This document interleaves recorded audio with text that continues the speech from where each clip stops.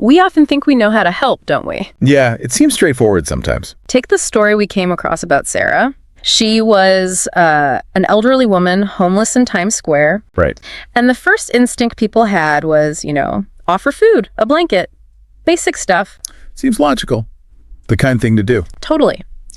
But what became really clear, and this is sort of crucial for what we're digging into today, is that those things, well, they weren't really touching her main need. Which was a home. Exactly. A stable place to live. In that initial reaction, well-meaning but kind of missing the mark with Sarah, it really sets the stage, doesn't it? It really does. It highlights this critical point that tackling these big, complex social problems effectively isn't just about doing something. It's about really getting what the underlying need is. Yeah. So in this deep dive, we're going to explore some different angles on how we can, get better at spotting and solving some of society's really big challenges. Exactly. We've pulled together some really interesting material. We've got a TEDx talk detailing this incredibly successful and kind of unexpected approach to cutting homelessness in Times Square. Then there's a broader look, sort of a flyover of the major social issues facing the world now. Okay. And finally, we'll zoom in on the specific challenges that are hitting young people particularly hard. Right. And the goal is really to connect these pieces, pull out the main ideas, the actionable stuff that can help us all think a bit more effectively about these complex issues, whether it's, homelessness in a big city or the pressures on the next generation. What's really fascinating is how these different sources, when you look at them together, they start to show this surprisingly consistent set of principles for tackling problems that seem almost impossible to solve. Yeah. And you're right, that story about Sarah, the disconnect between what was offered and what she actually needed, it just hammers home the power of asking that basic question, what's the real problem here? Absolutely. Our TEDx speaker actually called Sarah their most important teacher. Wow. Because you had these established programs, right? Initiatives that were supposed to be the answer for homelessness, but they were completely missing people still on the streets, like Sarah. So the focus was too much on the program itself. Exactly. They kind of overlooked that essential first step of understanding individual needs. And this leads us to a really key shift in thinking. Moving away from this idea of like a one-size-fits-all program. Right. And more towards developing a solid process for finding and putting solutions into action. The Times Square Initiative is just a perfect example of that. Right. So instead of just using the existing shelter system playbook, they tried something totally different. Yeah. They brought in Becky, who is a retired military intelligence officer. So that is different. Yeah. And her approach was, not traditional social work at all. She was doing outreach at like 3:00 a.m., meticulously mapping individuals. It wasn't about applying some standard template. That's really insightful, isn't it? Bringing in someone with that kind of background, intelligence gathering, analyzing situations, spotting patterns, it led to a totally different and, much more effective strategy. They weren't just, counting heads. They were trying to understand each person's situation, their specific needs. And the results were just, remarkable. An 87% drop in street homelessness in Times Square in 3 years. Wow, 87%. That's huge. Huge impact. But then, here's the interesting part. When they tried to just take that same program and apply it to Skid Row in Los Angeles, things didn't just translate one-to-one. The context was too different. Exactly. And this is where the speaker really stresses that crucial difference between the program, the specific actions, and the process, the way they approach the problem. Okay. So the specific housing models or the outreach methods that worked so well in Times Square, which is, relatively small and contained, they weren't a perfect fit for the sheer scale and complexity of Skid Row. But the underlying methodology, how they tackled it, that's what turned out to be truly transferable. Okay, so let's unpack this process then. It seems like it boils down to 5 key elements. The first one is focusing on the outliers. Right. The outliers. These are the individuals, like Sarah was, who just keep getting missed or underserved by the systems we already have in place. Okay, the ones falling through the cracks. Exactly.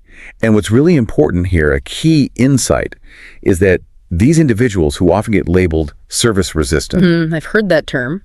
they actually tend to use up a huge amount of public resources. Think about it. Repeated ambulance calls, ER visits, police time. Right, so their struggles actually put a big strain on public services. It shows the system isn't meeting their needs effectively. Precisely. The people causing the most, let's say, friction for the system. And the counterintuitive lesson is, if you really understand what's not working for these most challenging cases, You can often figure out solutions that work better for everyone if you build a system that can handle the needs of the most marginalized. It's probably going to be more robust and inclusive overall. Yeah. Makes sense, right? That does make a lot of sense. Okay, so element 2, setting measurable goals with scary deadlines, as the speaker put it. Yeah, scary deadlines. Yeah. This isn't about vague hopes like we'll do better soon. Right. It's about creating real urgency, accountability. Absolutely. I think it was John Berwick who said, "Some is not a number and soon is not a time." That's a great quote. And the TEDx speaker pointed out how setting that, frankly, audacious goal cutting Times Square street homelessness by 2/3 in 3 years, before they even knew exactly how they do it, that acted as this powerful catalyst. It forced innovation. Yeah. Same idea with the goal later on for Skid Row, house 50 of the most vulnerable people. Those kinds of really ambitious goals, they can actually force creative problem solving, can't they? Seems like it. When the usual ways aren't going to get you there, it pushes people to think differently, to work together in new ways. It creates this shared, imperative. Yeah. We have to find solutions. Okay, third element. This one sounds almost deceptively simple. Focus on the obvious thing first. Yeah, simple, but not always easy to do. Right. It's about keeping that laser focus on the main problem and not getting sidetracked by things that are maybe well-intentioned but less impactful. The analogy they used in the talk really hits this home. Which was? Offering someone with cancer a nice distraction, like a trip to Disney World, instead of focusing on getting them actual cancer treatment. Oof, yeah. Okay. It's a kind gesture, maybe, but it completely misses the fundamental need. So in homelessness, the most obvious thing is getting people into stable housing. Full stop. Right. Everything else, while maybe important, should really support that main goal. Exactly. It's about that disciplined prioritizing. All the support services in the world are just less effective if someone doesn't have a safe roof over their head at night. Makes total sense. Okay, fourth element. Build the broadest possible team. Critical. Social problems rarely live in just one box, do they? No, they definitely cut across different sectors, different agencies. So the best solutions often pop up when you actually bring all those different stakeholders together. The speaker mentioned how initially it could take months, sometimes even a year, just to get one person housed. Wow. Why so long? Bureaucratic hurdles, lack of coordination between, say, the housing authority and health services and nonprofits. Just silos. Yeah, silos are killer. But when they started actively pulling together people from the mayor's office, health agencies, housing authorities, nonprofits, even the VA, that's when they started breaking down those barriers and seeing real progress. And what's insightful there is admitting that this kind of collaboration isn't always, comfortable. Probably not. It means different groups have to share info, maybe pool resources, question their own standard ways of doing things. That takes trust. It does. And that shared, urgent, measurable goal we talked about, that becomes the glue. It holds the team together, keeps everyone aligned despite the discomfort. Got it. Okay, and the fifth and final element, experiment in short cycles. They call them 100-day cycles. Yeah, basically the build the plane while you're flying it approach. Right, so not waiting for annual reports or long-term studies. Exactly. It's a total contrast to that. Yeah. The idea is try small things, quick interventions, see super fast what's working and what's not, and then adjust course immediately. Rapid learning, rapid adaptation. Exactly. It allows for continuous learning in what's often a really dynamic, changing situation on the ground. Okay, so this whole process focuses on outliers, scary goals, the obvious thing first, broad teams, and rapid cycles. It seems incredibly powerful for something as tough as homelessness. But how does this thinking apply to, say, the wider range of issues from that Topcast video? Well, if we connect this back to that bigger picture, you see that so many of those global social issues we face, systemic inequalities, gender inequity, racial discrimination, climate change, poverty, mental health stigma, healthcare access, education gaps, immigration challenges, even stuff like social media ethics. Yeah, it's a long list. It is. And they all share this common thread. They're deeply complex, multi-layered. There's no single simple program that's going to just wipe out systemic inequality or reverse climate change overnight. Right, impossible. The Topcast video did touch on potential actions for each, though. Like for systemic inequalities, it mentioned things like education, policy reform, fostering diversity. And for gender inequity, it was about challenging stereotypes, pushing for equal opportunities, mentorship. For racial discrimination, raising awareness, challenging our own biases, supporting systemic policy changes. And then climate change, eco-friendly practices, cut waste, advocating for better policies, poverty, things like economic inclusion, access to education and jobs, fair wages, community support, mental health stigma, having open conversations, education, support initiatives. Healthcare access, staying informed, preventative care, advocating for policy changes, educational inequities, systemic reforms, getting resources to underserved areas, inclusive environments, immigration and refugees empathy, supporting organizations, humane policies, and social media ethics, critical thinking, fact-checking, positive online behavior. Okay, so lots of different potential action. Right, but what becomes clear is, well, the specific actions will obviously be different for each issue. That underlying need for a strategic, process-driven approach, that stays consistent. How so? Well, think about it. You can't really tackle poverty effectively without deeply understanding the lives of those most affected, the economic outliers, right? Right. Setting clear, measurable targets for cutting carbon emissions that creates the urgency needed for climate change innovation. The scary deadline idea again. Exactly. Building broad teams with diverse perspectives is absolutely essential if you want to tackle systemic inequalities that are baked into so many parts of society. The broad team element. And trying out different approaches to mental health support and quickly seeing what works. That rapid experimentation allows for faster learning and better interventions. The principles seem to apply across the board. That makes a lot of sense. Okay, so now let's pivot to those specific issues affecting young people from the Mindscope source. It listed quite a few challenges. Yeah, it was a heavy list. Single parenting impacts, depression, substance abuse, bullying, social media addiction, childhood trauma, identity crisis, peer pressure, body image issues, obesity. That's a lot for young people to navigate. It really is. And what's striking is how interconnected a lot of these things are. Like that statistic, fewer than 14 million single parents raising over 28 million kids. Yeah, that's stark. It just highlights the huge practical and emotional load on many families that can lead to financial strain, stress, and impact mental well-being for everyone involved. And depression among youth, around 20% experiencing a major episode each year. That's a massive concern. Huge.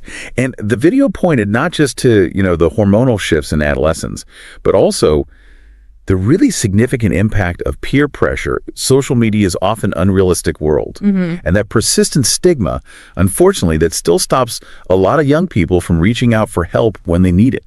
Then you layer on things like substance abuse with all its health and academic consequences, and bullying, whether it's face-to-face or online. Which creates this awful environment of fear and humiliation, impacting mental health so deeply. And the whole social media and tech addiction thing affecting concentration, real-world social skills, maybe even leading to more loneliness and isolation. Right. And things like childhood trauma can leave this heavy emotional weight, create triggers, imbalances. Then there's the identity crisis phase, made harder by pressure to match online personas. Peer pressure pushing kids to go against their own judgment just to fit in. And insecurity, body image issues, fueled by media ideals, plus obesity linked to more sedentary lives and maybe less healthy diets. It's a complex web. It really is. It seems like even though these issues manifest differently in young people, they often connect back to those broader global issues we talked about. Absolutely. Economic inequality, for example, definitely adds to the stress on single-parent families. Sure. And the societal stigma around mental health globally.